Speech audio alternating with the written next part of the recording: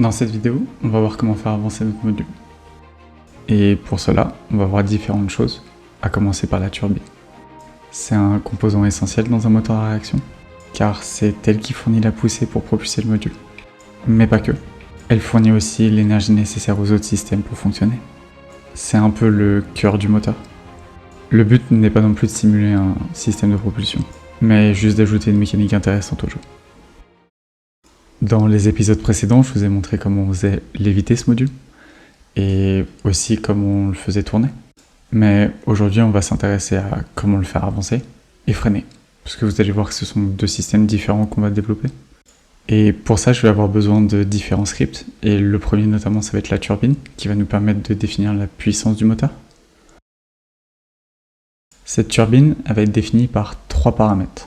Le premier, ça va être la puissance de la turbine. Le deuxième, ça va être le couple minimum pour faire tourner cette turbine. Et le dernier, c'est l'inertie. C'est ce qui va éviter que le démarrage et l'arrêt de la turbine soient instantanés.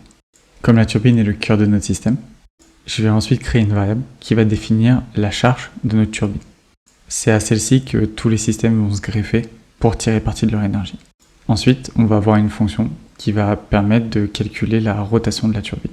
Pour connaître sa vitesse maximum, on va d'abord regarder si elle est allumée ou non. Et si elle l'est, sa vitesse de rotation sera définie par sa puissance divisée par le couple qui est demandé. Tous les systèmes qui vont venir se greffer à la turbine vont augmenter son couple et donc diminuer la vitesse de rotation de la turbine. Ensuite, pour éviter d'avoir des allumages et des arrêts instantanés, je vais faire une interpolation entre la vitesse actuelle et la vitesse maximale. Si maintenant je reviens dans Unity, on a donc notre moteur qui est sélectionné, on a notre turbine qui est ajoutée, et pour pouvoir voir un peu mieux ce qui se passe à l'intérieur, je vais nous mettre en debug mode. On va donc avoir la charge, avec la vitesse de rotation, et la consommation de fuel, mais ça on verra un peu plus tard. Je vais maintenant lancer la simulation, et activer la turbine. Comme vous voyez, la vitesse de rotation augmente, c'est un peu ce qu'on voulait, et c'est pas instantané. Donc on a vraiment cette inertie qui est ajoutée. Si maintenant j'arrête le moteur, on va avoir une descente progressive de la vitesse de rotation. Maintenant que la turbine est faite, on va pouvoir passer à la propulsion. Tout d'abord, je vais définir la puissance maximale de notre propulsion. Puis, je vais rajouter un contrôleur PID. Le contrôleur PID va nous permettre d'atteindre une certaine vitesse et de ne pas la dépasser. Le but étant de limiter la vitesse des modules pour éviter qu'ils atteignent des milliers de km/h. Je vais ensuite créer une variable qui va être une référence à ma turbine. Ça va permettre à la propulsion de savoir si la turbine est en train de tourner ou non. On va ensuite créer une fonction qui va prendre en entrée la commande du joueur. Grâce au PID, on va déterminer la force qu'il faut pour atteindre la vitesse demandée.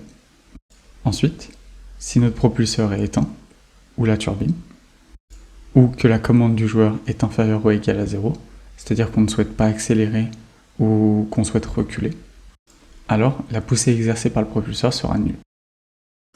Voyons voir maintenant ce que ça donne en jeu. Si maintenant j'appuie sur ma touche avancée, on voit que le module avance. Les lignes jaunes que vous voyez sur les moteurs à l'écran, c'est pour justement visualiser la force qui est appliquée sur les moteurs. Super, maintenant on peut avancer, mais on ne peut pas freiner. Donc on va créer un nouveau script pour ça. Comme pour le propulseur, on va définir quelques paramètres pour notre système de freinage. Puis on va avoir une fonction qui va nous permettre de freiner. Tout d'abord, on va récupérer la vitesse du module, puis on va créer une force opposée. On va ensuite limiter cette force par rapport à la force maximale que notre système de freinage peut atteindre. Si notre système est éteint, ou alors que la commande d'entrée est supérieure ou égale à 0, alors la force exercée par le système de freinage sera nulle. Et enfin, on applique la force sur le module.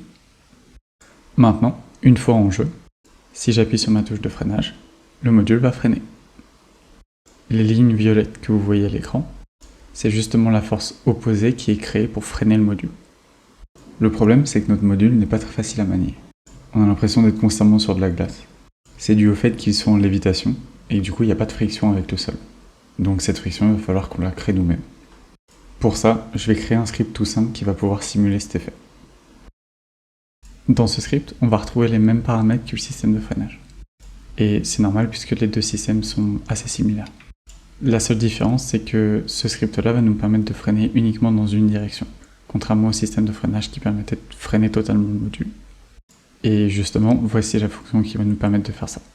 La seule différence ici, c'est qu'on va avoir une force qui va s'appliquer sur la droite du module. Ça va permettre de limiter les vitesses latérales et de pouvoir aller plus facilement dans la direction qu'on souhaite. Maintenant, si j'accélère dans une direction et que je me mets sur le côté, on va voir que le système va annuler la vitesse latérale. Les lignes rouges que vous voyez à l'écran, c'est justement ce qui empêche au module de glisser, en appliquant une force opposée au glissement. Et voilà, on a un système pour avancer, freiner et faciliter le contrôle du module. J'espère que cette vidéo vous a plu, et à la prochaine.